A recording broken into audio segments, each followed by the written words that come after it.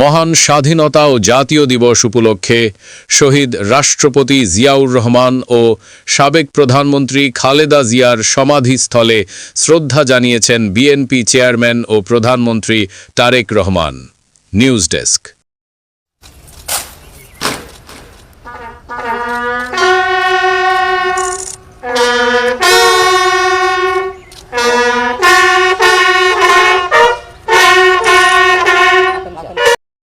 বৃহস্পতিবার ২৬শে মার্চ সকাল ৭টায় রাজধানীর জিয়া উদ্যানে তারেক রহমানের নেতৃত্বে বিএনপি নেতারা শ্রদ্ধা নিবেদন করেন।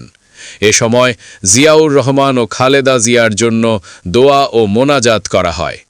এর আগে সকাল ৬টায় সাভারের জাতীয় স্মৃতিসৌধে ৭১-এর বীর শহীদদের প্রতি শ্রদ্ধা নিবেদন করেন প্রধানমন্ত্রী তারেক রহমান। এরপর সেখান থেকে জিয়া উদ্যানে আসে তার গাড়িবহর। মহান স্বাধীনতা ও জাতীয় দিবস উপলক্ষে সকাল ৯টা ৪৫ জাতীয় প্যারেড গ্রাউন্ডে কুচকাওয়াজ অনুষ্ঠানে রাষ্ট্রপতি ও প্রধানমন্ত্রী